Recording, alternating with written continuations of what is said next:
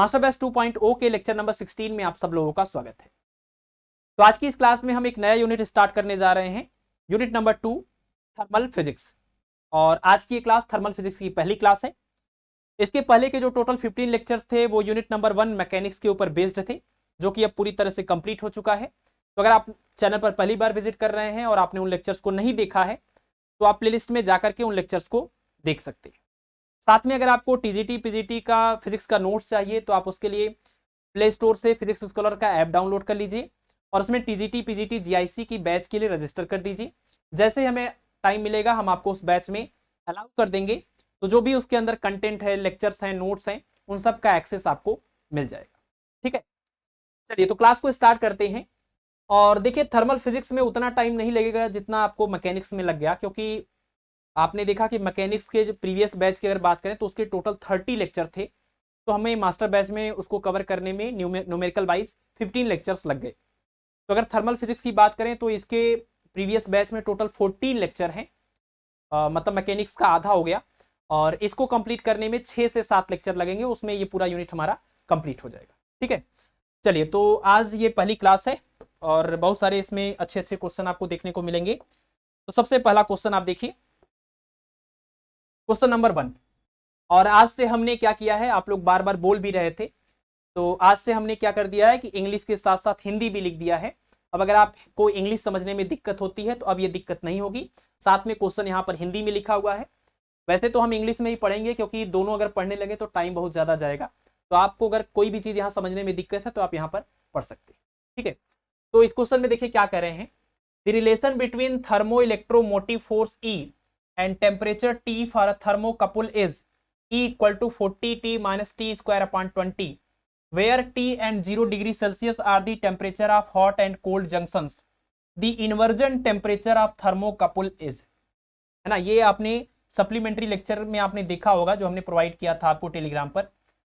आपको पता है एक होता है ताप युग्म तापमापी, डिफरेंट डिफरेंट टाइप के थर्मामीटर होते हैं। तो एक होता है ताप युग्म तापमापी यानी थर्मोकपल थर्मामीटर इसको बोलते हैं, जिसमें हम दो अलग अलग मेटल्स के, है ना, दो अलग अलग मेटल्स के पेयर बनाते हैं और उनके दोनों इंड्स को हम इन जंक्शंस को अलग अलग टेम्परेचर पर रखते हैं। जैसे इसको रख दिया जाए 0 डिग्री सेल्सियस पर और इसको रख दिया जाए T डिग्री सेल्सियस पर। तो इस टेम्परेचर डिफरेंस की वजह से इन दोनों मेटल्स के बीच में एक पोटेंशियल डिफरेंस क्रिएट हो जाता है ना। इसको हम बोलते हैं, इस घटना को हम बोलते हैं क्या, सीबेक प्रभाव, सीबेक इफेक्ट। और इस थर्मामीटर को हम बोलते हैं थर्मोकपल थर्मामीटर, ताप युग्म तापमापी। ठीक है, इसके केस में आपको पता ही होगा, इसका एक ग्राफ हमने प्लॉट किया था। ये ग्राफ इस तरह से था, ये ईएमएफ है और ये टेम्परेचर डिफरेंस है, दोनों का डिफरेंस T के बराबर ही आएगा। ये ईएमएफ यानी कि जो विद्युत वाहक बल उत्पन्न होगा ये वो है। और जिस टेम्परेचर पर ईएमएफ मैक्सिमम होता है उस टेम्परेचर को हम न्यूट्रल टेम्परेचर या उदासीन ताप बोलते हैं, TN बोल सकते हैं। ये कोल्ड वाले इंड का टेम्परेचर है, आप इसको TC बोल सकते हैं, जो कि यहाँ 0 डिग्री सेल्सियस है। और यहाँ जो टेम्परेचर मिलता है, देखिए जितना डिफरेंस इसका होता है उतना इसका भी होता है, और यहाँ जो टेम्परेचर हमें मिलता है वो टेम्परेचर को हम इन्वर्जन टेम्परेचर या उत्क्रमण ताप बोलते हैं। तो हमें यही वाला टेम्परेचर इस सवाल में पूछा जा रहा है। ठीक, पहली बात। दूसरी बात, इस सवाल में हमें ये टेम्परेचर का गैप या ये वाला टेम्परेचर का गैप नहीं दिया हुआ है। जितना इस वाले टेम्परेचर का डिफरेंस होता है उतना ही इस वाले टेम्परेचर का भी डिफरेंस होता है। लेकिन इस क्वेश्चन में क्या दिया है कि ईएमएफ का टेम्परेचर के डिपेंडेंस दिया हुआ है। तो इसमें हमें करना क्या होगा, अगर हम इसको मिटा दें, इसमें हमें करना यह है कि जो ईएमएफ का रिलेशन इन्होंने दिया हुआ है उस रिलेशन को आप सबसे पहले लिख लीजिए। E इक्वल टू दिया हुआ है 40T minus T square upon 20, और इसको आप एक बार डिफरेंशिएट करिए। DE upon DT is equal to हो जाएगा 40 माइनस यहाँ से आ जाएगा 2T अपॉन में 20। इसको हम S से रिप्रेजेंट करते हैं, इसको हम सीबेक कोफिशिएंट बोलते हैं या सीबेक गुणांक बोलते हैं। ठीक है, अब यहाँ पर एक चीज आप देखिए, जो हमने ग्राफ प्लॉट किया था, आपको पता है कि जो न्यूट्रल टेम्परेचर होता है उस न्यूट्रल टेम्परेचर पर जो ईएमएफ की वैल्यू होती है वो होती है मैक्सिमम, है ना। इस न्यूट्रल टेम्परेचर पर जो ईएमएफ की वैल्यू होती है वो होती है मैक्सिमम। और अगर यहाँ पर इसकी वैल्यू मैक्सिमम होती है तो हम इसमें मैक्सिमा का कंडीशन यूज कर सकते हैं न्यूट्रल टेम्परेचर के लिए, है ना। इस टेम्परेचर के लिए हम मैक्सिमा की कंडीशन यूज कर सकते हैं कि ईएमएफ का फर्स्ट डेरिवेटिव 0 के बराबर कर दें। है ना। तो फर्स्ट डेरिवेटिव को जैसे ही आप 0 के बराबर करेंगे तो ये हो जाएगा 0 is equal to 40t minus, यहां से इसको कैंसिल करेंगे t अपान हो जाएगा 10। आप इसको सॉल्व करिए तो आपको t इक्वल टू मिलेगा कितना, 400 डिग्री सेल्सियस। और ये जो t मिला है वो आपका न्यूट्रल टेम्परेचर है, यानी कि उदासीन ताप आपको मिल गया, क्योंकि आपने उदासीन ताप के लिए ये कंडीशन यूज किया है कि dE upon dt equal to क्या, 0। मैक्सिमा की कंडीशन ये होती ना, फर्स्ट डेरिवेटिव को 0 के बराबर कर देते। ठीक है, अब देखिए जैसे ही आपको ये न्यूट्रल टेम्परेचर मिल गया, आपको पूछा गया था ये वाला टेम्परेचर यानी उदासीन ताप, इन्वर्जन टेम्परेचर। एक बात आप सिर्फ ध्यान रखें, और वो एक बात क्या है, जितना गैप यहां से यहां के टेम्परेचर का होगा उतना ही गैप यहां से यहां के टेम्परेचर का भी होगा। बहुत सारे लोग ये याद कर लेते हैं जितना न्यूट्रल टेम्परेचर है उसी का 2 गुना हो जाएगा इन्वर्जन टेम्परेचर। नहीं, ऐसा जरूरी नहीं है, क्योंकि ये जरूरी नहीं है कि हम इस ठंडे वाले इंड को, इस कोल्ड जंक्शन को 0 डिग्री सेल्सियस पर रखें। हो सकता है ये 5, 7, 10 पर हो और ये 100, 200, 300 पर हो। तो आपका जो कोल्ड जंक्शन का टेम्परेचर है वो 0 के अलावा भी कोई वैल्यू हो सकती है। इसलिए आप ध्यान रखें कि अगर ये 0 है तब तो ये ठीक है कि ये 0 से जितना ये गए उतना और जाएंगे, यानी कि ये वाला टेम्परेचर इस वाले टेम्परेचर का 2 गुना हो गया। लेकिन अगर ये टेम्परेचर 0 नहीं है, जैसे सपोज ये है 5 डिग्री सेल्सियस और ये है आपका 25 डिग्री सेल्सियस, कितने का गैप आया, 20 डिग्री सेल्सियस का। इसका मतलब आगे भी कितने का गैप मिलेगा, 20 डिग्री सेल्सियस का, और 25 में 20 और जोड़ेंगे तो यहां मिलेगा आपको 45, है ना। 2 गुना करने से अब काम नहीं चलेगा, 25 का 2 गुना 50 नहीं आएगा यहाँ पर। ठीक है, यही बात मैं बताना चाह रहा हूं कि ये कोल्ड जंक्शन का टेम्परेचर अगर 0 से स्टार्ट हो रहा है तो जितना यहां गए उतना और जाएंगे, तो इसका मतलब जस्ट इसी का 2 गुना मिलेगा। लेकिन अगर ये 0 के अलावा कोई टेम्परेचर है तो आप ये वाली बात ध्यान रखें कि ये डिफरेंस और ये डिफरेंस आपस में बराबर होता है। और यहां पर जहां पर मैक्सिमम वैल्यू है वहां पर हम मैक्सिमा की कंडीशन अप्लाई करेंगे, फर्स्ट डेरिवेटिव को 0 के बराबर करेंगे तो हमें न्यूट्रल टेम्परेचर मिल जाएगा। फिलहाल इस सवाल में ये कोल्ड टेम्परेचर, कोल्ड इंड का टेम्परेचर 0 था, इसका टेम्परेचर T इन्होंने माना है, तो ये वाला टेम्परेचर जो T है वो अब हमें मिल जाएगा, इन्वर्जन टेम्परेचर। इन्वर्जन टेम्परेचर कितना हो जाएगा, inversion temperature equal to 2 times of neutral temperature. 2 गुना कर दीजिएगा, 2 गुणे 4 कर देंगे, यानी कितना हो जाएगा, ये 800 डिग्री सेल्सियस। ठीक है ना, तो इसका आंसर हो जाएगा 800 डिग्री सेल्सियस। क्लियर, सारी बातों को आपको ध्यान रखना है, सिर्फ इस क्वेश्चन का आंसर यहाँ ऑप्शन बता देनी की मतलब जिद नहीं है कि आंसर बता दिया अब हो गया, आगे बढ़ते हैं। आपको ये समझना है कि जब भी इससे रिलेटेड क्वेश्चन आएगा तो आप क्या क्या और कर सकते हैं, क्या क्या चीजें इससे रिलेटेड जरूरी है। ठीक, चलिए, और ये भी चीज आपने सीख लिया, इसी को हम बोलते हैं Seebeck coefficient, DE upon DT equal to S। आगे बढ़ते हैं, अगला क्वेश्चन देखते हैं, क्वेश्चन नंबर 2। क्वेश्चन नंबर 2 में कह रहे हैं कि the relation between Peltier coefficient and Seebeck coefficient and at temperature T is, T temperature पर पेल्टियर गुणांक और सीबेक गुणांक के बीच का संबंध बताना है।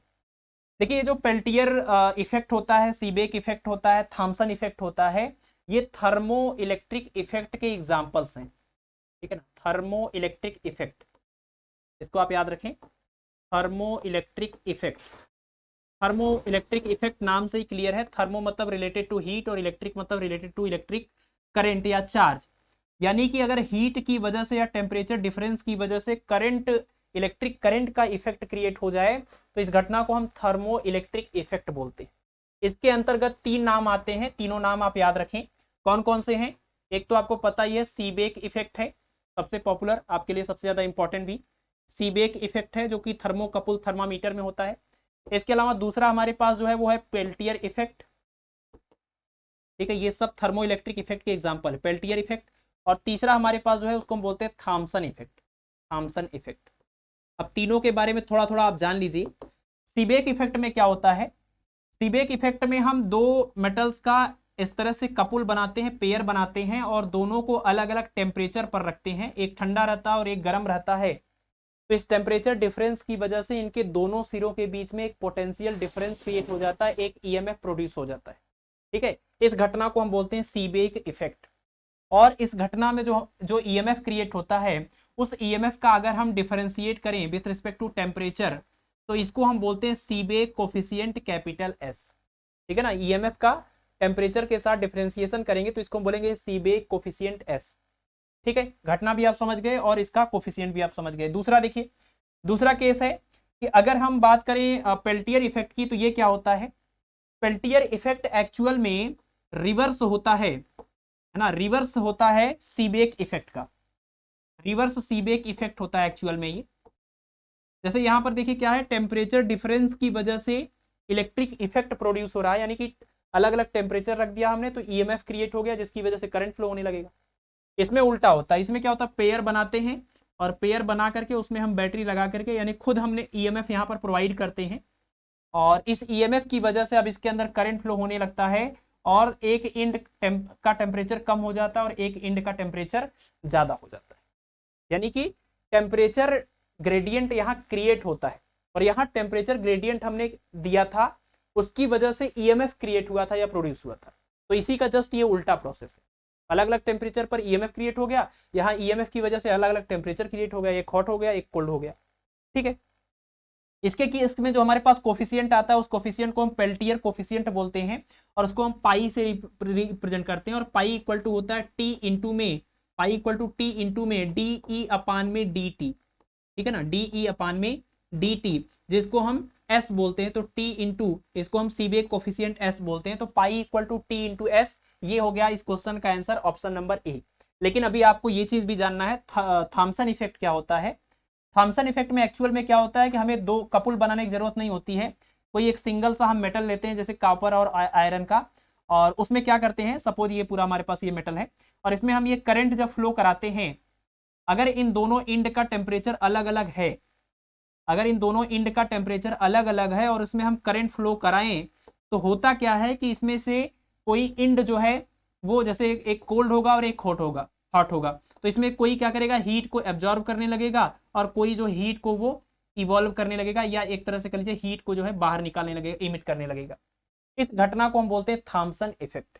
ठीक है ना, अलग अलग टेम्परेचर पर अगर इसके दोनों इंड्स हैं और इसके अंदर से करंट फ्लो करें तो एक इंड जो है वो हीट को एब्जॉर्ब करने लगता है और दूसरा इंड जो है वो हीट को इवॉल्व करने लगता है। इस घटना को हम थॉमसन इफेक्ट बोलते हैं और इसके केस में जो कोफिशिएंट हमारे पास आता है इस तरह से, उसको हम बोलते हैं थॉमसन कोफिशिएंट। और थॉमसन कोफिशिएंट को हम के से कई जगहों पर सिग्मा से रिप्रेजेंट करते हैं और इसका फार्मूला होता है टी इंटू डी टू ई और अपान में डी टी स्क्वायर। और अगर हम इसमें ये वाली चीज को इंप्लीमेंट कर दें तो आप देखिए D two E upon D T square को हम क्या बोल सकते थे, हम इसको बोल सकते हैं डी एस और अपान में क्या, डी टी। ठीक है, ये देखिए सीबेक कोफिशिएंट और थॉमसन कोफिशिएंट का रिलेशन हो गया, ये सीबेक कोफिशिएंट और पेल्टियर कोफिशिएंट का रिलेशन हो गया, ये हमारा सीबेक कोफिशिएंट हो गया। इसके अलावा एक और रिलेशन होता है जिसमें हम तीनों को आपस में रिलेट कर सकते हैं, ये रिलेशन को भी आप यहाँ पर लिख सकते हैं। ये क्या है, सिग्मा इज इक्वल टू, ये है sigma is equal to D pi upon D T और माइनस में एस, आप ये रिलेशन भी लिख सकते हैं जिसमें तीनों के तीनों आ गए हैं। ठीक है ना, ये आपका हो गया थॉमसन कोफिशिएंट, ये हो गया आपका पेल्टियर कोफिशिएंट और ये हो गया आपका सीबेक कोफिशिएंट। या तो आप इस एस को इधर ले जाते तो ऐसा बन जाता sigma plus S is equal to D pi upon D, मतलब पेल्टियर कोफिशिएंट का टेम्परेचर के साथ डिफरेंशिएशन कर दीजिए, वो थॉमसन कोफिशिएंट और सीबेक कोफिशिएंट के सम के बराबर हो जाए। ठीक है, अब इससे रिलेटेड कोई भी क्वेश्चन आ जाए, कोई भी दिक्कत आपको नहीं आएगी, ये सारी बात को आप नोट कर लीजिए। ठीक है, चलिए आगे बढ़े, अगला क्वेश्चन देखिए, क्वेश्चन नंबर 3। क्वेश्चन नंबर 3 में क्या कह रहे हैं, a solid iron ball is heated, which of the following will be minimum percentage of increase. एक ठोस लोहे के गोले को गर्म किया जा रहा है, तो इनमें से कौन है ऐसा जिसमें सबसे कम इंक्रीमेंट होगा, जिसमें सबसे कम वृद्धि होगी। देखिए एक गोले को जब आप गर्म करेंगे तो वो गोला लगातार बड़ा होगा, एक ठोस गोले को गर्म कर रहे हैं तो वो बड़ा होगा, और जब बड़ा होगा तो इसका रेडियस भी बढ़ेगा, उसका क्षेत्रफल भी बढ़ेगा, उसका वॉल्यूम भी बढ़ेगा, है ना। अब डेंसिटी के बारे में तो अभी थोड़ी देर में हम देखेंगे क्या हो सकता है। तो ये सब चीजें बढ़ रही हैं, आपको बताना है कि सबसे कम कौन बढ़ेगा।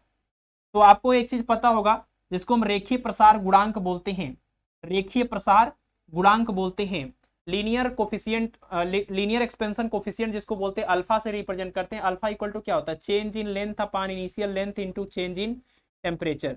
अगर हम यहां से निकालें डेल्टा एल अपान एल तो क्या मिलेगा, ये मिलेगा अल्फा इंटू में डेल्टा। ठीक है, ये क्या है, ये है इंक्रीमेंट। आप देखिए डेल्टा एल मतलब change in length upon length, यानी कि इसके रिस्पेक्ट में ये फ्रैक्शनल इंक्रीमेंट है लेंथ का। अगर हम इसमें 100 से मल्टीप्लाई कर दें, डेल्टा एल अपान एल इंटू 100 कर दें तो यहाँ हमें मिलेगा alpha into delta T into में 100। और ये क्या हो गया, ये हो गया उस बॉल के या जिसको भी आप गर्म कर रहे हैं उसके अंदर होने वाला परसेंटेज इंक्रीमेंट, उसके लेंथ में या उसके रेडियस में होने वाला परसेंटेज इंक्रीमेंट।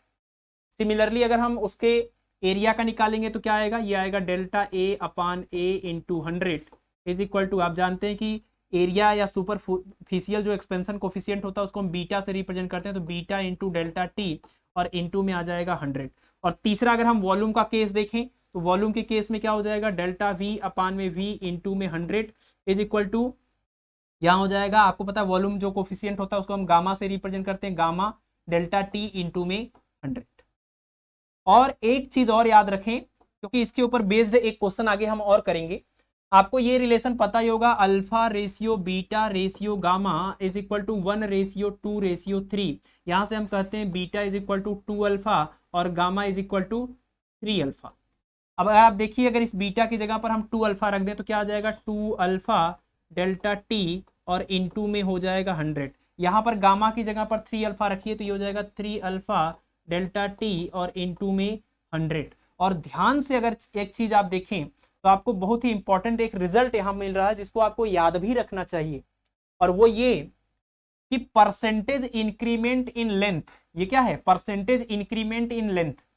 और यहां से देखिए परसेंटेज इंक्रीमेंट इन एरिया किसके बराबर है, 2 times of percentage increment in length, है ना। लेंथ में परसेंटेज इंक्रीमेंट जितना होता है उसका 2 गुना करेंगे तो आपको एरिया का परसेंटेज इंक्रीमेंट मिलेगा। और देखिए लेंथ में जितना भी परसेंटेज इंक्रीमेंट होता है अगर हम उसका 3 गुना करें तो हमें यहां से वॉल्यूम का परसेंटेज इंक्रीमेंट मिलेगा। ठीक है, ये प्रॉपर्टी को आपको नोट कर लेना है, percentage increment in area equal to 2 times of percentage increment in length, और percentage increment in volume equal to 3 times of percentage increment in length. ठीक है, ये 3 गुना करने से वॉल्यूम वाला आता है और ये 2 गुना करने से आता है, और ये जो है वो है ही। ठीक है ना।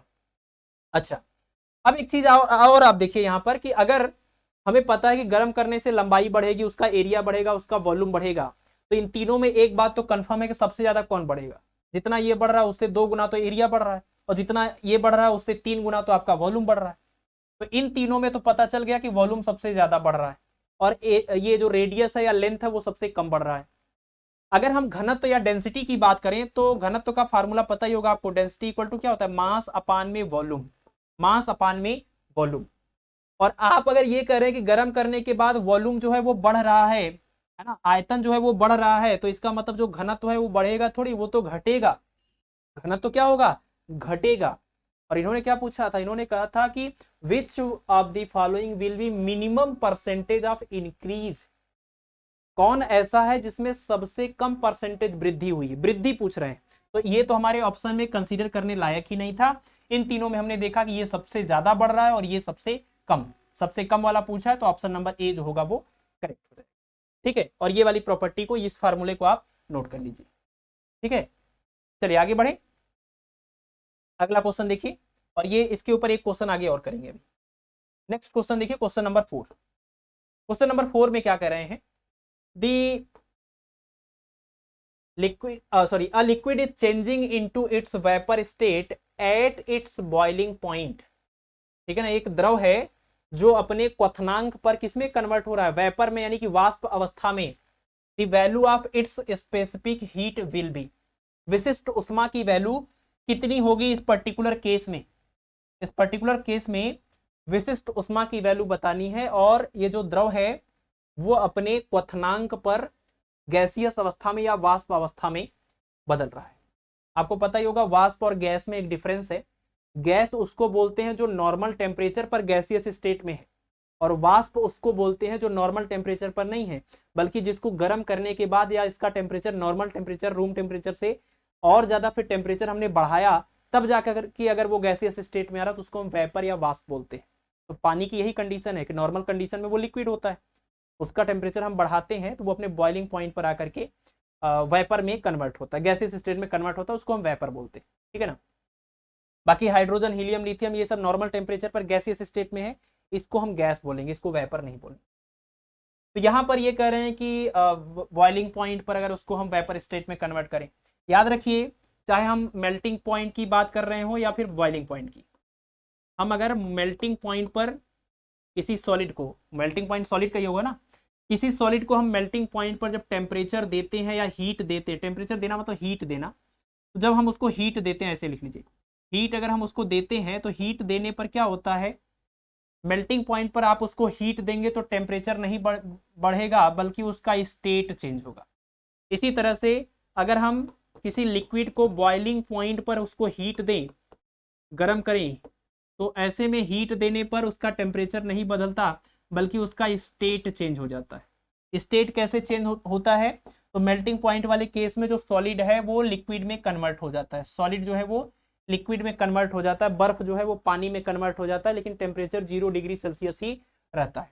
इसी तरह से यहाँ पर देखिए, लिक्विड की बात करें, पानी की बात करें, उसको आप गर्म करेंगे तो वो 100 डिग्री सेल्सियस वाले वेपर में कन्वर्ट हो जाएगा, लेकिन टेम्परेचर उसका नहीं बदलेगा, 100 यहाँ भी था 100 यहाँ भी रहेगा, बस इसका स्टेट जो है वो चेंज हो जाएगा।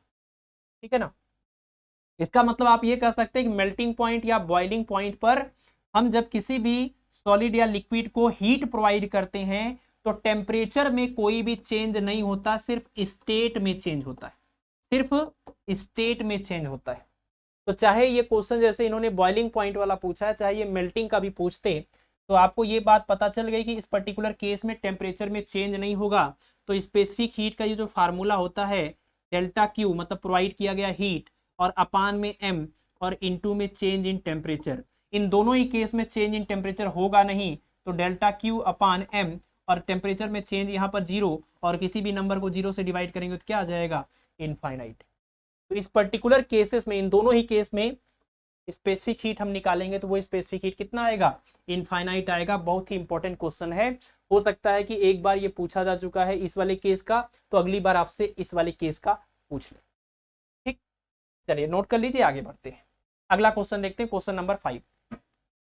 क्वेश्चन नंबर 5, तो क्वेश्चन नंबर 5 में क्या कह रहे हैं, तो इसमें कह रहे हैं कि an object temperature is raised bye 150 degree Celsius, the resulting increase in it's absolute temperature is. यहाँ पर एक गलती हो गई है ट्रांसलेशन में, इसको आप सही कर लीजिए।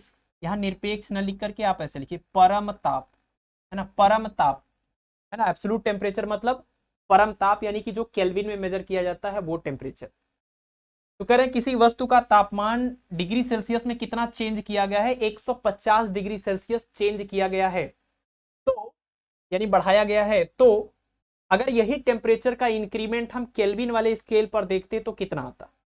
हमने आपको सप्लीमेंट्री लेक्चर में एक बात बताई है कि अगर हम सेल्सियस स्केल की बात करें और केल्विन स्केल की बात करें, दोनों ही केस में अगर हम फ्रीजिंग पॉइंट यहाँ पर दिखाते हैं और यहाँ पर बॉइलिंग पॉइंट वाटर का, ये 0 डिग्री सेल्सियस होता है और ये 100 डिग्री सेल्सियस, और ये होता है आपका 273 केल्विन, और ये होता है आपका 373 केल्विन। अगर इसका इसका डिफरेंस लेंगे और इसका डिफरेंस लेंगे, दोनों में 100 ही आता है, और बीच में नंबर ऑफ डिवीजन भी 100 बनाए जाते हैं दोनों स्केल के अंदर, 100 डिवीजन इसमें 100 डिवीजन इसमें। मतलब आप कह सकते हैं कि जितना महत्व, जितने टेम्परेचर को एक तरह से रिप्रेजेंट कर रहा है ये गैपिंग, उतने ही टेम्परेचर के चेंज को ये वाला गैपिंग भी रिप्रेजेंट कर रहा है। मतलब अगर आप एक सीढ़ी इसमें ऊपर जाते हैं तो जितना टेम्परेचर का चेंज हुआ है उतना ही एक सीढ़ी इसमें जाने पर भी होता है। जबकि फ़ारेनहाइट वाले केस में ऐसा नहीं है, क्योंकि आपको पता है फ़ारेनहाइट वाले केस में 100 डिवीजन नहीं होते, ये आपका 32 से स्टार्ट होता है और 212 तक जाता है। ये ऐसा नहीं है उस तरह से जैसे ये दोनों एक दूसरे के साथ, इसमें भी 100 डिवीजन है, इसमें भी 100 डिवीजन है, लेकिन इसका डिफरेंस आप करिएगा कितना आ जाएगा, 180 आ जाएगा, यानी इसमें 180 डिवीजन, तो इसमें 100 है, इसमें 180 डिवीजन है, मतलब इसमें बहुत नजदीक नजदीक डिवीजन बनाएंगे। इसका मतलब इसका एक डिवीजन जितने टेम्परेचर के डिफरेंस को शो कर रहा है ये उतना नहीं है और ये भी उतना नहीं, क्योंकि इसके डिवीजन नजदीक नजदीक बने और इसके डिवीजन दूर दूर होंगे। ठीक, तो अगर हम सेल्सियस और केल्विन की बात करें तो सेल्सियस को केल्विन में बदलना अलग चीज है, लेकिन सेल्सियस वाले में जो टेम्परेचर का डिफरेंस आएगा, जितनी गैपिंग आएगी उतनी ही गैपिंग, उतने ही डिवीजन की गैपिंग इसमें भी मिलती है। तो आप ये वाली चीज को याद कर सकते हैं, और यहाँ पर हम नॉट इक्वल टू करके डेल्टा एफ कर दे रहे हैं। इस चीज को आप याद रखिए, इस सेल्सियस में टेम्परेचर का डिफरेंस और केल्विन में टेम्परेचर का डिफरेंस क्या होता है, सेम होता है, लेकिन फ़ारेनहाइट में सेम नहीं होता है। ठीक है, अब इसमें क्या करेंगे, अब इसमें आपको दिया हुआ कि 150 डिग्री सेल्सियस का चेंज हो रहा है, तो केल्विन में या एब्सोल्यूट टेम्परेचर में कितना होगा, इसमें भी 150 का होगा। ये डिग्री सेल्सियस में था, ये केल्विन में आएगा 150 केल्विन। बाकी सेल्सियस को केल्विन में बदलना है, केल्विन को सेल्सियस में बदलना, वो तो अलग बात हो जाएगी। यहाँ पर गैपिंग की बात हो रही, तो ये गैपिंग का पूरा अलग कहानी। अच्छा, अगर मान लीजिए अगर हम एक आपको एग्जाम्पल के तौर पर सवाल पूछ रहे हैं कि यही सवाल ये सेल्सियस में जो दिया है, ये आपको यहाँ अगली बार केल्विन में पूछने की बजाय ये फ़ारेनहाइट में पूछते, तो आपको क्या करना है? तो आपको सिर्फ इतना करना है कि आपको ये बोलना है कि सेल्सियस में जितना जो इंपॉर्टेंस या जो टेम्परेचर की गैपिंग ये 100 डिवीजन शो कर रहे हैं, केल्विन में वही टेम्परेचर की गैपिंग या डिफरेंस ये 180 डिवीजन शो कर रहे हैं। तो आप कह सकते हैं कि सेल्सियस में यानी 100 division in degree Celsius is equal to 180 division in Fahrenheit. अब यहां से आप निकाल सकते हैं 1 division in degree Celsius is equal to 180 upon 100 division in Fahrenheit. और यहां से आप इसको सॉल्व कर लेते तो आपको क्या मिल जाता, 9/5 division in degree Fahrenheit is equal to 1 division in degree Celsius. मतलब डिग्री सेल्सियस का एक खाना फ़ारेनहाइट के 9/5 खाने के बराबर है। तो डिग्री सेल्सियस का 150 खाना यानी 150 का डिफरेंस, तो फ़ारेनहाइट के कितने के डिफरेंस के बराबर आएगा? तो अगर एक का आपने निकाल लिया तो आप 150 डिवीजन का भी निकाल लेंगे। कितना हो जाएगा, 150 से मल्टीप्लाई कर देंगे, आपका जो आंसर होगा वो यहाँ पर मिल जाएगा, है ना। इसको आप इससे कैंसिल कर दीजिएगा, 30 आ जाएगा और 9 गुणे 3 करेंगे 27, यानी 270 डिवीजन फ़ारेनहाइट।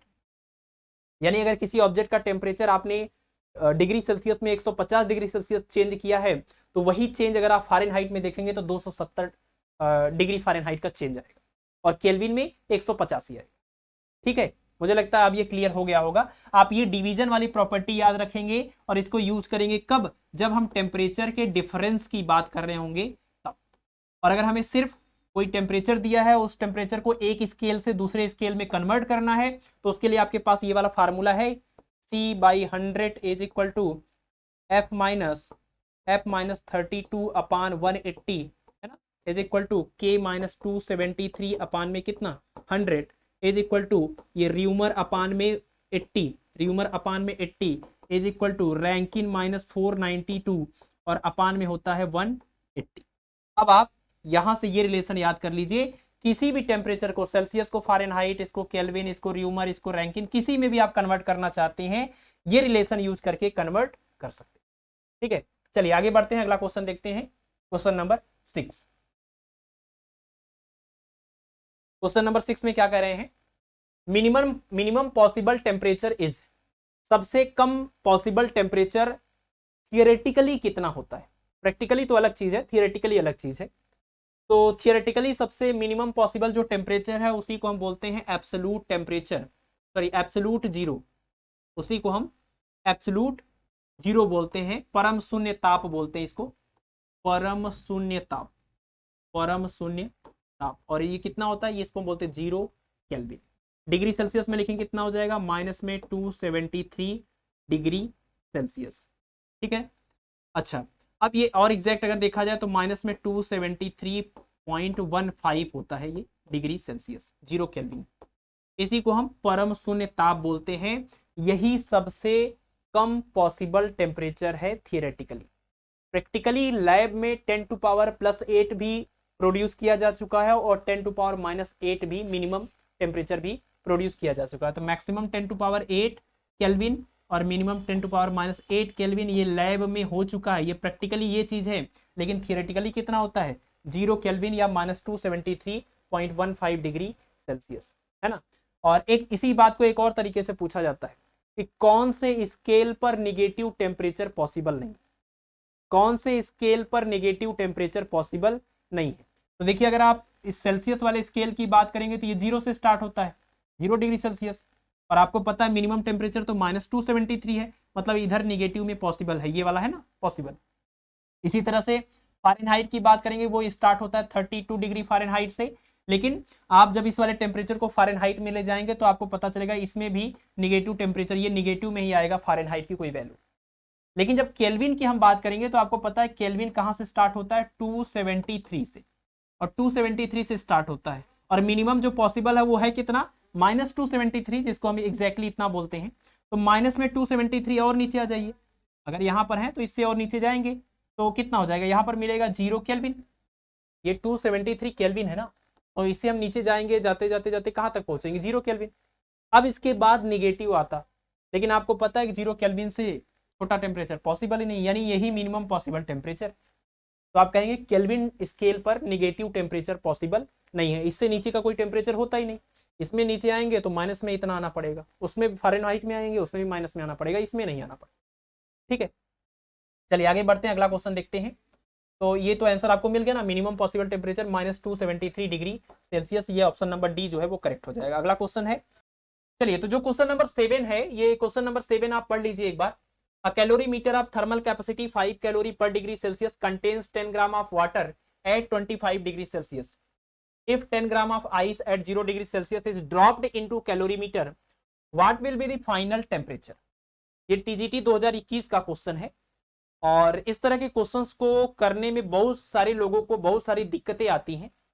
तो मैंने ये प्लान किया हुआ है कि इस तरह के और सारे ढेर सारे क्वेश्चंस को लेकर के बिल्कुल एक सेपरेट और डेडिकेटेड लेक्चर बनाया जाए, ताकि इस तरह के क्वेश्चंस को लेकर के आपके मन में जो डर है वो खत्म हो जाए, जितने डाउट्स हैं वो क्लियर हो जाए, और आप ऐसे किसी भी क्वेश्चंस को एग्जाम में ऐसे ही मिस ना होने दें और उस क्वेश्चन का आप सही सही आंसर निकाल सकें। ठीक है, तो आज की इस क्लास के लिए आपके लिए ये होमवर्क है, एक चैलेंज की तरह है, आप इसको ट्राई करिएगा। बाकी अगली क्लास में हम डिटेल में इस तरह के क्वेश्चंस को डिस्कस करेंगे, ठीक है ना। तो लेक्चर का जो लेंथ है वो थोड़ा सा हमें हिसाब से ही रखना है, इसलिए इस क्वेश्चन को आज डिस्कस नहीं करेंगे। अगला क्वेश्चन देखिए, क्वेश्चन नंबर 8 कर रहे हैं, at 0 Kelvin which of the following properties of a gas will be 0 Kelvin temperature पर गैस की कौन सी प्रॉपर्टी 0 हो जाती है। तो सबसे पहले तो आप ये जानिए कि जो 0 केल्विन टेम्परेचर है, अगर हम इसको डिग्री सेल्सियस में कन्वर्ट करें तो -273 डिग्री सेल्सियस होगा, और इसी पर्टिकुलर टेम्परेचर को हम बोलते हैं एब्सोल्यूट 0, इसको हम बोलते हैं एब्सोल्यूट 0 टेम्परेचर। और ये जो टेम्परेचर है ये मिनिमम, आपने क्वेश्चन भी एक पीछे किया था, ये है minimum possible temperature, theoretically, practically नहीं।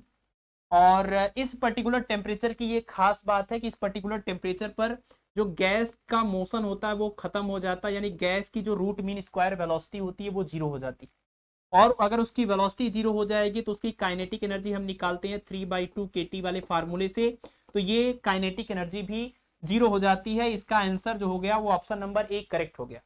बाकी इसके अलावा और भी एक बात ध्यान रखें कि एब्सोल्यूट 0 टेम्परेचर पर गैस का जो वॉल्यूम होता है, हमने सप्लीमेंट्री लेक्चर में इसके ग्राफ के बारे में बात किया है, तो इसका जो वॉल्यूम है वो 0 हो जाता है, साथ में इसका प्रेशर भी क्या हो जाता है। तो ये सारी बातें आप ध्यान रखें। कई बार तो, ज्यादातर तो यही वाला क्वेश्चन पूछा जाता है, लेकिन कई बार ये प्रेशर और वॉल्यूम को लेकर भी सवाल पूछे जाते हैं। तो एब्सोल्यूट 0 टेम्परेचर पर गैस का वॉल्यूम और उसका प्रेशर सब 0 हो जाता है। ठीक है, चलिए तो इसको आप नोट कर लीजिए। आगे बढ़ते हैं, अगला क्वेश्चन देखते हैं, क्वेश्चन नंबर 9। एक्चुअल में इस लेक्चर को आज हम 2 बार रिकॉर्ड कर चुके हैं, और 2 बार मैं क्वेश्चन नंबर 12 तक पहुंच गया था, उसके बाद लाइट चली गई और ये पूरा जो है एक तरह से मतलब सेव नहीं हो पाया। तो मुझे इस बात का डर है, आज मतलब तिबारा अगर ऐसा हुआ तो फिर आज की ये क्लास नहीं हो पाएगी, जैसे कल नहीं हो पाई थी। कल भी मैं प्रयास कर रहा था बट एक्चुअल में लेट हो गया, तो मैंने इसको फिर ड्रॉप कर दिया था। क्वेश्चन नंबर 9 देखिए, the pressure of a gas is increased by 50% at constant temperature, the decrease in its volume shall be. Constant temperature पर गैस के प्रेशर को 50% बढ़ाया जाता है, तो इसका वॉल्यूम कितना परसेंट घट जाएगा, इसका वॉल्यूम कितना परसेंट घट जाएगा, the decrease in the volume shall be. देखिए इसको हम कैसे सॉल्व करेंगे। सबसे पहले तो उन्होंने कहा है कि कांस्टेंट टेम्परेचर, गैस के केस में हमें पता होता है 3 चीजें होती हैं जो डिसाइड करती हैं, पी, वी और टी, है ना, प्रेशर, टेम्परेचर और वॉल्यूम। अगर टेम्परेचर कांस्टेंट है तो प्रेशर और वॉल्यूम के बीच में रिलेशन होगा, और आपको पता है इस रिलेशन को हम बोलते हैं बायल्स लॉ, तो हम बोलते हैं बायल्स लॉ। बायल्स लॉ के अकॉर्डिंग कांस्टेंट टेम्परेचर पर प्रेशर और वॉल्यूम एक दूसरे के इनवर्सली प्रोपोर्शनल होते हैं, यानी प्रेशर और वॉल्यूम का जो मल्टीप्लाई होता है वो क्या होता है, कांस्टेंट होता है। ठीक है, यानी 2 अलग अलग स्टेट में अगर हम बात करें तो P1 V1 is equal to क्या हो जाएगा, P2 V2। क्वेश्चन में ये कह रहे हैं कि जो प्रेशर है वो 50% बढ़ा दिया गया है, यानी आप कह सकते हैं जो प्रेशर P2 है वो प्रेशर P1 का और 50% बढ़ाने के बाद जो आएगा वो हो गया है ना। 50% प्रेशर हमने बढ़ा दिया तो P2 प्रेशर बना, यहाँ से इसको कैंसिल करेंगे, 2 आएगा P1/2, तो P1 और P1/2 मिला देंगे, कितना हो जाएगा, ये 3/2 P1 हो जाएगा, ये फाइनल प्रेशर हो गया। और जब प्रेशर अगर 50% बढ़ा दिया जाएगा तो वॉल्यूम जो है वो घट जाएगा, सीधी सी बात है, क्योंकि दोनों एक दूसरे के इनवर्सली प्रोपोर्शनल है, एक बढ़ेगा तो दूसरा घटेगा। तो जो वॉल्यूम घटेगा वो वॉल्यूम के घटने की ये बात तो हमें पता है कि V2 is less than V1, but हमें ये बताना है कि जो ये V2 है, इस V2 माइनस V1 या V1 माइनस V2 और अपान में V1, ये चीज हमें पता करना है, percentage decrement in volume. V2 और V1 का डिफरेंस यहां पर लेंगे और अपान में V1 और इंटू में 100। ठीक है, तो आप देखिए यहां पर हमें सबसे पहले निकालना होगा V2 की वैल्यू V1 के टर्म में, तभी जाकर के ही हम ये परसेंटेज डिक्रीमेंट को निकाल सकते हैं। तो P1 की जगह पर P1, V1 की जगह पर V1 और P2 की जगह पर हो जाएगा 3/2 P1 और यहाँ हो जाएगा V2। P1 से ये P1 कैंसिल हो जाएगा तो V2 इक्वल टू आ जाएगा 2/3 क्या V1, ठीक है ना, 2/3 V1। आप देख लीजिए जो V2 है वो V1 से क्या हो गया, कम, वॉल्यूम क्या हो गया, घट गया। तो हमें डिक्रीमेंट इन वॉल्यूम निकालना है, परसेंटेज डिक्रीमेंट।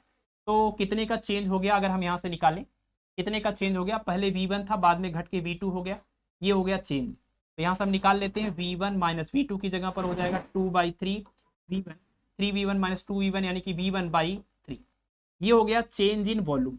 और हमें चाहिए परसेंटेज चेंज इन वॉल्यूम, तो change in volume upon initial volume into में 100, ये है परसेंटेज डिक्रीमेंट। तो ये हो जाएगा V1/3 और अपान में V1 और इंटू में 100, V1 से V1 कैंसिल और 100/3 करेंगे तो 33.3% आ जाएगा, ये हो जाएगा डिक्रीमेंट इन वॉल्यूम। और ऑप्शन में ऐसा कुछ नहीं दिया, लगभग उसके जो दिया है वही हमारा करेक्ट हो जाएगा, 33% हो जाएगा।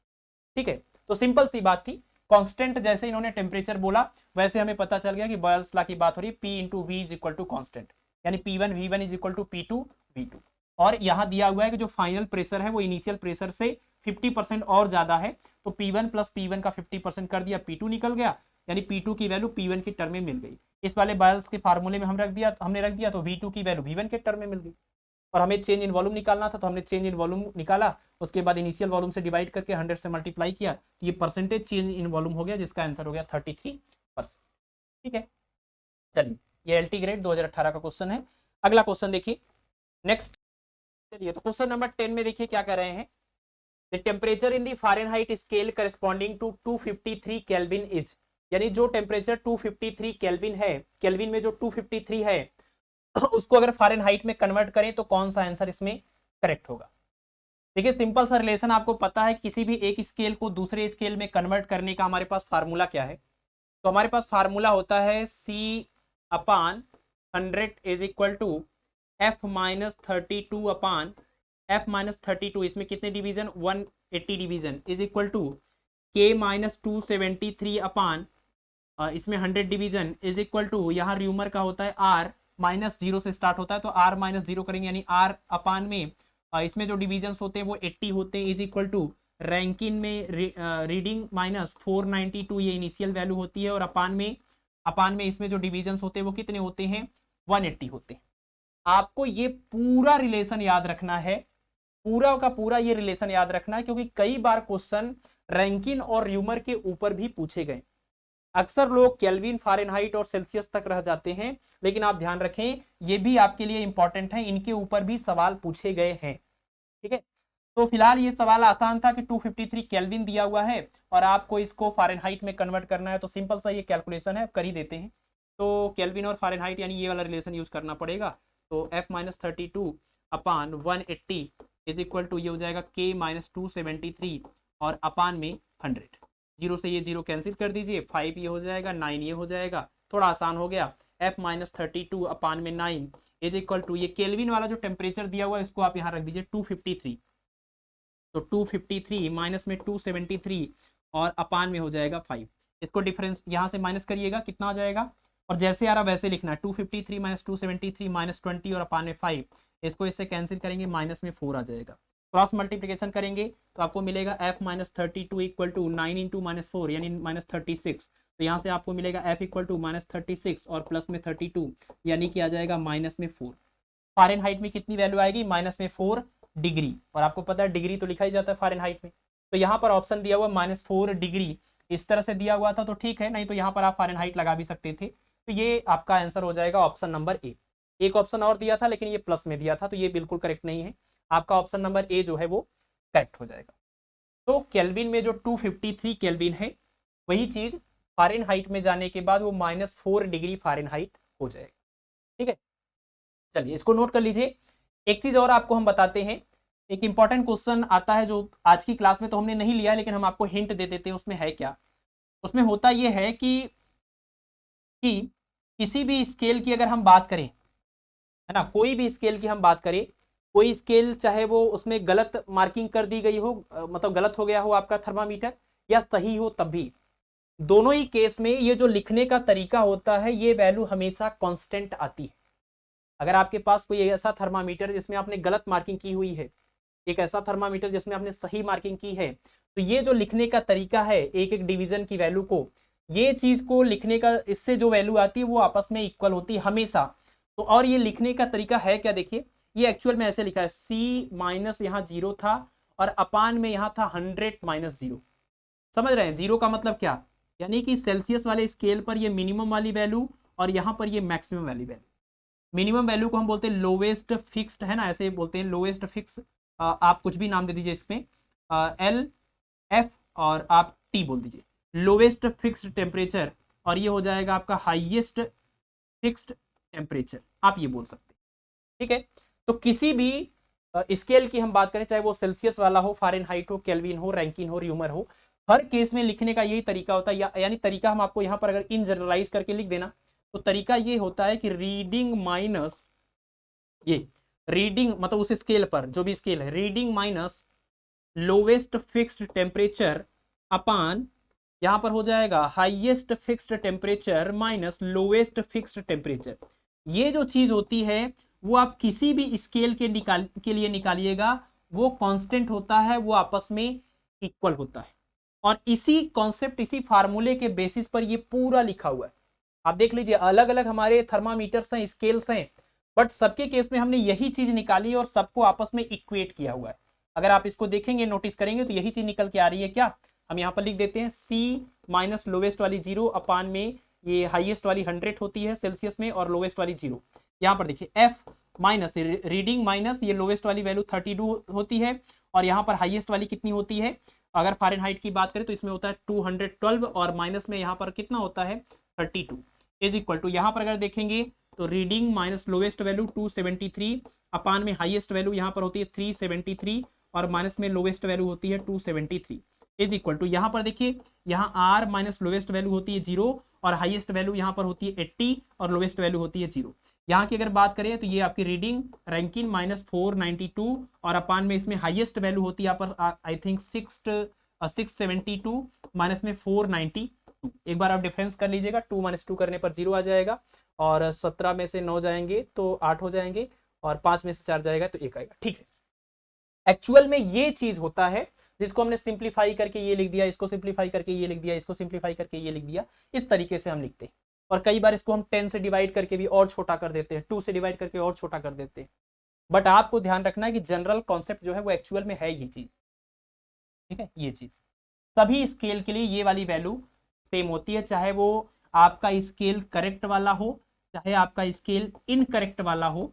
इनकरेक्ट स्केल भी दिया जाता है, जिसके ऊपर लास्ट ईयर पीजीटी या टीजीटी में क्वेश्चन पूछा गया था, आप देखिएगा प्रीवियस ईयर में, वहां पर भी आप इस कॉन्सेप्ट को यूज कर सकते हैं, आपस में इक्वेट कर सकते हैं। तो जो भी रीडिंग आपने इनकरेक्ट स्केल पर मेजर किया था वो करेक्ट स्केल पर कितना आएगा आपको मिल जाएगा।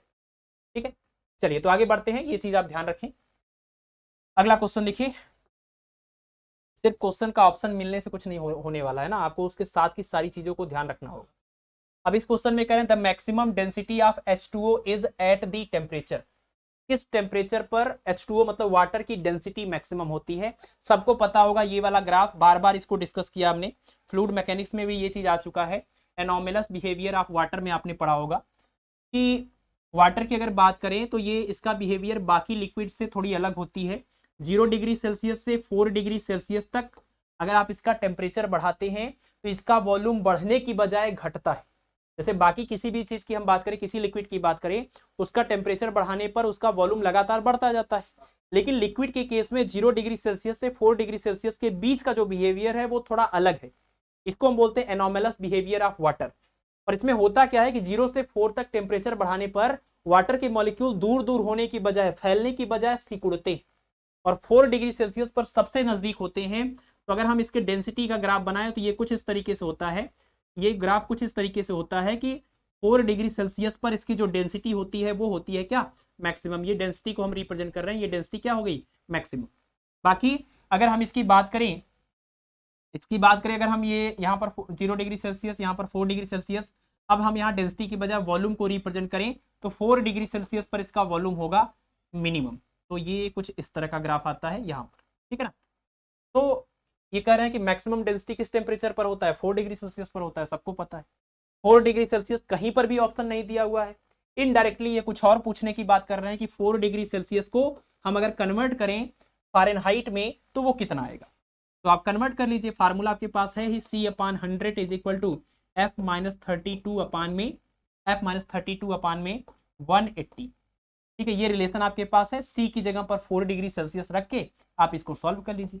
यहाँ पर आप रख दीजिए 4 और ये अपान में हो जाएगा 100 इज इक्वल टू F-32 और अपान में 180। थोड़ा सा इसको काट दीजिए, इसको ये हो जाएगा 5 और ये हो जाएगा 9, क्रॉस मल्टीप्लीकेशन करिए तो कितना हो जाएगा 36 is equal to 5F minus ये हो जाएगा 5 दूना 10, 5 तिया 15 और 1 16, 160। और आप इसको इधर ले आइए तो 5F इक्वल टू 160 और 36 190 और 6 96, कितना हो गया F की वैल्यू 196 डिवाइडेड बाई 5। डिवाइड कर लीजिए 3 से, 5 तिया 15, 4 5 9 और 1 बचेगा, 0 ले जाएंगे, 5 2 10, यानी कि 39.2 डिग्री फ़ारेनहाइट है ना। जो वाटर की डेंसिटी होती है वो 4 डिग्री सेल्सियस पर मैक्सिमम होती है। ऑप्शन में डिग्री सेल्सियस में 4 नहीं दिया था, हमने इसको कन्वर्ट किया तो फ़ारेनहाइट में ये कितना आ गया, ये आ गया 39.2 डिग्री फ़ारेनहाइट। आप चाहे तो इस रिजल्ट को याद भी रखें क्योंकि अपने आप में ये इंपॉर्टेंट चीज़ है। तो ऑप्शन नंबर बी जो है वो करेक्ट हो जाएगा।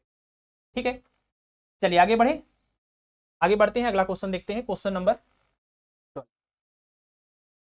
नंबर 12 में कह रहे हैं कि triple point of water is, water का ट्रिपल पॉइंट इसमें से क्या है। वैसे तो आपको ये वाले में कोई कंफ्यूजन नहीं है, लेकिन इसको और इसको लेकर थोड़ा सा आपको ध्यान रखना होगा कि ट्रिपल पॉइंट पहली बात क्या होता है, या त्रिक बिंदु जिसको बोलते हैं। ये एक ऐसा टेम्परेचर होता है जिस पर वाटर जो है वो बर्फ वाले स्टेट में यानी सॉलिड स्टेट में, और वाटर यानी लिक्विड स्टेट में, और तीसरा गैसियस स्टेट में यानी वेपर के स्टेट में एक साथ एग्जिस्ट करता है।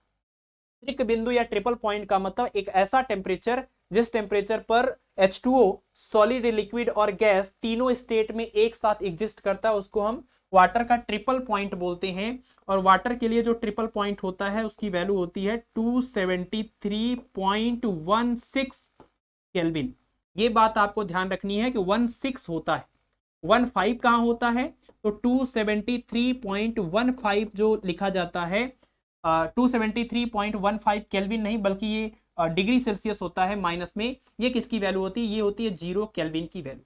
0 केल्विन की एग्जैक्ट वैल्यू होती है -273.15 डिग्री सेल्सियस, जिसको इन जनरल हम -273 डिग्री सेल्सियस भी बोलते हैं।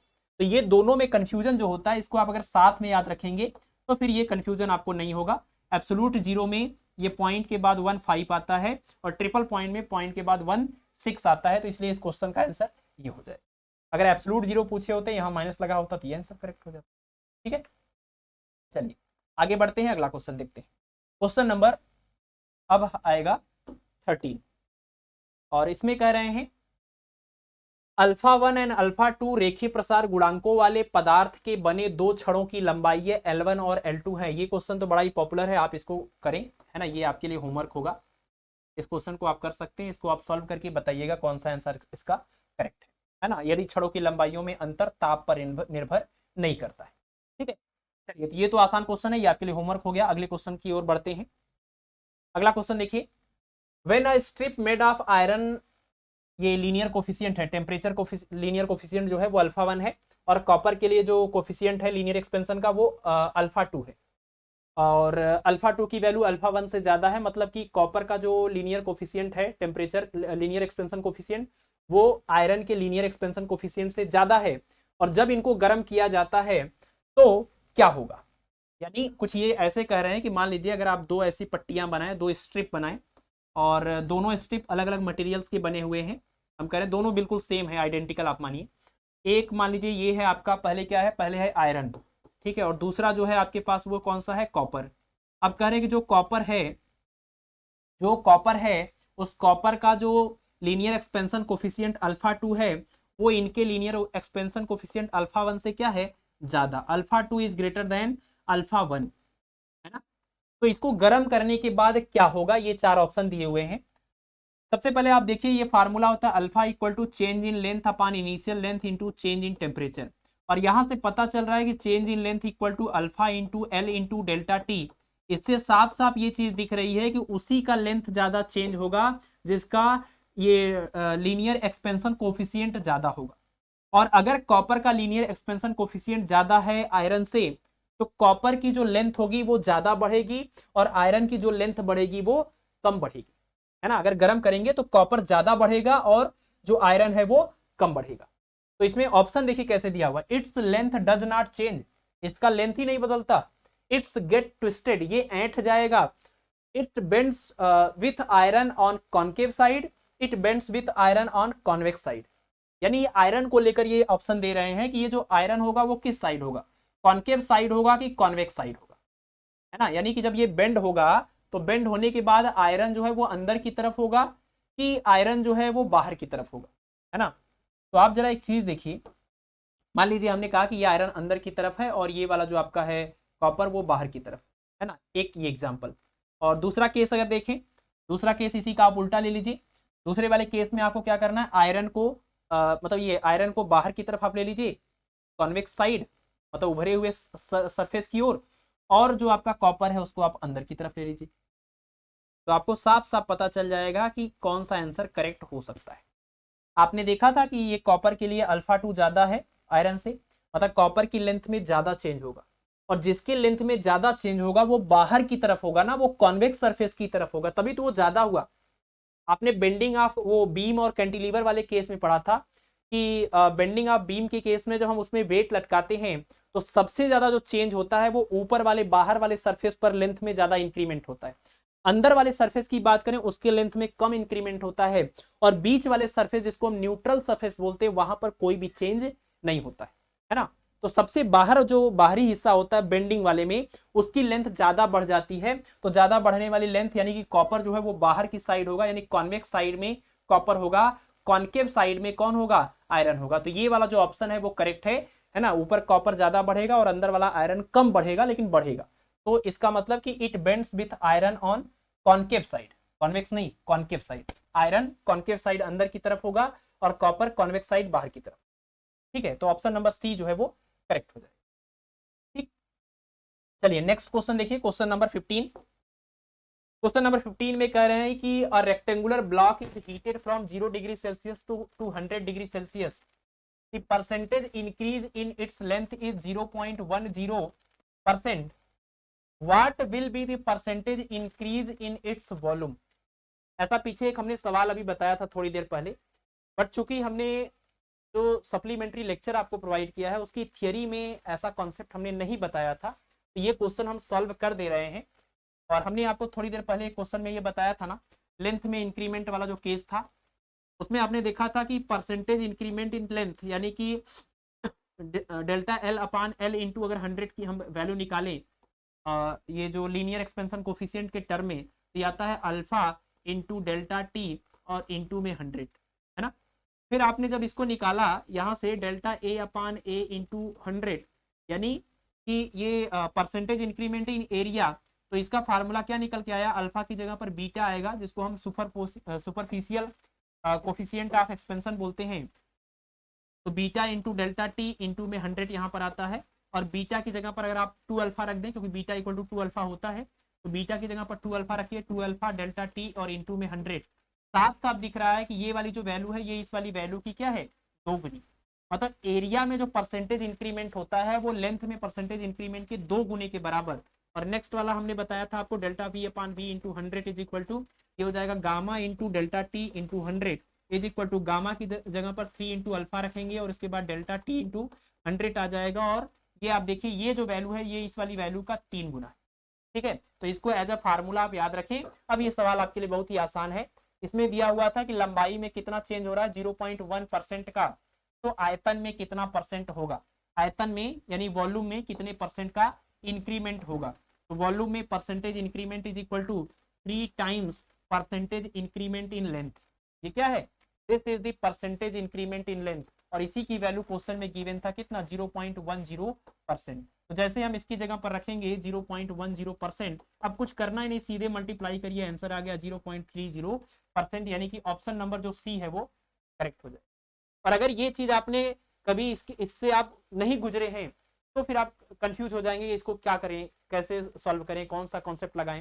सिंपल सी एकदम बात है, लेकिन आपको जब तक आप इससे एक बार गुजरेंगे नहीं तब तक इतना जल्दी से ये दिमाग में क्लिक नहीं करेगा, है ना। और आपको पता है कि टीजीटी और पीजीटी के एग्जाम में क्वेश्चंस बहुत ज्यादा टफ तो नहीं आते हैं, बट उसमें स्पीड बहुत ज्यादा मैटर करता है। और सबसे ज्यादा ये चीज मैटर करती है कि कोई भी क्वेश्चन को देखते ही आप उसको कितने कम से कम टाइम में सॉल्व कर रहे हैं, है ना। 120 मिनट के अंदर 125 क्वेश्चन फिजिक्स के करना, उसमें कुछ कुछ क्वेश्चन में कैलकुलेशन भी रहते हैं, ये अपने आप में बहुत बड़ा चैलेंज होता है। ठीक है, तो आपको ये बातें याद होनी चाहिए, एकदम दिमाग में दौड़ते रहना चाहिए, देखते ही दिमाग में एकदम आ जाएगा, अच्छा ठीक है ये लेंथ का परसेंटेज इंक्रीमेंट है, वॉल्यूम का पूछा है 3 गुना करिए, एरिया का पूछा है 2 गुना करिए, तुरंत आंसर मिल जाए, तब हो पाएगा। नहीं तो आप अगर सोचने बैठ गए तो इसका मतलब आप फिर बर्बाद हो। ठीक है, जो सोचने लगेगा फिर वो नहीं कर पाएगा, क्योंकि टाइम कम पड़ जाएगा ना, आप क्वेश्चन तो सॉल्व कर ही सकते। अगला क्वेश्चन है, coefficient of cubicle expansion of water is negative between 0 degree Celsius and, दूसरा कौन सा टेम्परेचर होगा वो आपको बताना है। क्यूबिकल एक्सपेंशन का मतलब समझ रहे हैं, कोफिशिएंट ऑफ क्यूबिकल एक्सपेंशन यानी कोफिशिएंट ऑफ वॉल्यूम एक्सपेंशन, है ना। क्यूबिकल मतलब वॉल्यूम एक्सपेंशन की बात कर रहे हैं। तो वाटर का वॉल्यूम एक्सपेंशन कोफिशिएंट किस टेम्परेचर के डिफरेंस के बीच में, किस दो टेम्परेचर के बीच में निगेटिव होता है। अब आप जरा देखिए, ये कोफिशिएंट ऑफ क्यूबिकल एक्सपेंशन या कोफिशिएंट ऑफ वॉल्यूम एक्सपेंशन यानी आयतन प्रसार गुणांक, जिसको हम गामा से रिप्रेजेंट करते हैं, ये गामा इक्वल टू होता क्या है, ये फार्मूला होता है delta V upon V into में डेल्टा टी, यही तो होता है। और ये गामा की वैल्यू निगेटिव तो तभी आएगी, देखिए ये चेंज इन टेम्परेचर है, टेम्परेचर बढ़ रहा है, ये वी की वैल्यू क्या है, वी की, क्योंकि कोई भी दूसरा टेम्परेचर 0 से कम दिया नहीं, मतलब टेम्परेचर आपको बढ़ाना है, वी की वैल्यू कुछ ना कुछ वॉल्यूम होगा। तो ये गामा की वैल्यू निगेटिव तभी आएगी जब ये वॉल्यूम आपका निगेटिव होगा। और ये वॉल्यूम क्या है, ये एक्चुअल में है final volume minus initial volume यानी कि चेंज इन वॉल्यूम, और अपान में ये है वी इंटू में डेल्टा टी। तो V2 माइनस V1 आप देखिए ये निगेटिव तभी आएगा जब V2 की वैल्यू कम होगी क्या, V1 से। तो वाटर का वॉल्यूम 0 डिग्री सेल्सियस से और कौन सा दूसरा टेम्परेचर है जहां तक वॉल्यूम घटता है, तो आपको पता है कि वो कौन सा टेम्परेचर है, 0 डिग्री सेल्सियस से 4 डिग्री सेल्सियस जाने पर वाटर का वॉल्यूम घटता है, बढ़ता नहीं। टेम्परेचर बढ़ रहा है लेकिन वॉल्यूम घट रहा है। तो यहाँ पर वॉल्यूम घट रहा है तो इस टेम्परेचर पर वॉल्यूम को V1 बोल देंगे, इस वाले टेम्परेचर पर वॉल्यूम को V2। और एकदम कंफर्म है कि ये वॉल्यूम जो V2 है वो मिनिमम होता है, ये किसी भी दूसरे टेम्परेचर के वॉल्यूम से क्या होगा, कम होगा, इससे कम वॉल्यूम कभी नहीं आएगा। तो V2 is less than V1 और इस वजह से डेल्टा V होगा निगेटिव, इस वजह से आपका गामा भी क्या हो जाएगा, निगेटिव। यानी दूसरा टेम्परेचर क्या है, 4 degree Celsius. Option number A जो है वो करेक्ट हो जाएगा। ठीक है, तो ये 4 डिग्री सेल्सियस यानी जो एनोमलस बिहेवियर होता है वाटर का, वो अपने आप में काफी मतलब महत्व रखता है टीजीटी पीजीटी के एग्जाम के लिए। आपने देखा भी होगा कि किसी भी प्रीवियस ईयर में घुमा फिरा करके यही 4 डिग्री सेल्सियस वाली ही बात को अलग अलग तरीके से पूछा जाता है ना। कभी मैक्सिमम डेंसिटी, कभी मिनिमम वॉल्यूम, कभी अब जैसे यहाँ पर इन्होंने दूसरे तरीके से पूछ लिया कि volume coefficient of volume expansion जो है वो निगेटिव कहाँ होता है ना। पूछना ये यही चाह रहे थे कि क्या आपको ये बात पता है कि नहीं कि 4 डिग्री सेल्सियस पर वॉल्यूम मिनिमम होता है। ठीक है, अगला क्वेश्चन है हमारा क्वेश्चन नंबर 17। और क्वेश्चन नंबर 17 जो है इस तरह का एक क्वेश्चन टीजीटी में पूछा गया है, आई थिंक टीजीटी 2011 का है शायद, आप देख लीजिएगा। बट हमने इस क्वेश्चन को थोड़ा सा चेंज कर दिया है, हमने एक ऑप्शन अलग से ऐड कर दिया है, जिसकी वजह से पूरे क्वेश्चन की दिशा जो है वो बदल चुकी है। तो आप ध्यान से देखें, विच of the following has the highest specific heat, इनमें से किसकी विशिष्ट उष्मा सबसे ज्यादा होती। तो जो क्वेश्चन टीजीटी में पूछा गया था उसके अकॉर्डिंग करेक्ट आंसर होगा आपका वाटर, क्योंकि वाटर की जो स्पेसिफिक हीट होती है, वाटर की जो स्पेसिफिक हीट होती है वो होती 1 कैलोरी पर ग्राम डिग्री सेल्सियस। ठीक है, और जो 3 ऑप्शन दिए थे वो सब इससे कम ही होते। यहां पर एक स्पेशल ऑप्शन आ गया है हाइड्रोजन, तो आपको ध्यान रखना है कि वाटर और हाइड्रोजन दोनों साथ में है कि नहीं। अगर हाइड्रोजन ना होता, इसके अलावा कोई भी होता, तो आंसर होता वाटर, क्योंकि वाटर का बहुत ज्यादा होता है, बाकी लोगों का और कम होता है, 0 पॉइंट समथिंग होता है। और हाइड्रोजन की अगर बात करें तो हाइड्रोजन का जो अपना स्पेसिफिक हीट होता है वो होता है 2 पॉइंट नहीं सॉरी 3.35 समथिंग कैलोरी पर ग्राम डिग्री सेल्सियस, बहुत ज्यादा होता है हाइड्रोजन का स्पेसिफिक हीट। तो आपको ध्यान रखना है कि ऑप्शन में हाइड्रोजन दिया है कि नहीं दिया है। अगर नहीं दिया होता तो वाटर एकदम ऑब्वियस सी बात है सही हो जाता, बट ये एक बहुत ही स्पेशल बात आपको ध्यान रखनी है कि हाइड्रोजन का स्पेसिफिक हीट वाटर से भी ज्यादा होता है। ठीक है, और ये हमने वैल्यू भी लिख दिया। चलिए आज के इस क्लास के सबसे आखिरी क्वेश्चन पर हम पहुंच चुके हैं, और आई होप कि अब बस 10 मिनट और लाइट रहेगी तो ये क्लास आपके पास पहुंच जाएगी। क्वेश्चन नंबर 18 में कह रहे हैं कि 2 spheres A and B have diameters in the ratio 1:2, densities in the ratio 2:1 and specific heat in the ratio 1:3. Find the ratio of their thermal capacities. Thermal capacities मतलब heat capacity, और heat capacity आपको पता है मास और specific heat के multiplication को हम बोलते हैं हीट कैपेसिटी, है ना। ये हमारा क्या होता है, हीट कैपेसिटी, या इसी को हम थर्मल कैपेसिटी बोल सकते हैं। ठीक है, तो इस सवाल में क्या बताना है आपको कि थर्मल कैपेसिटीज का रेशियो जो दिया है, पहले उसको लिख लेते हैं।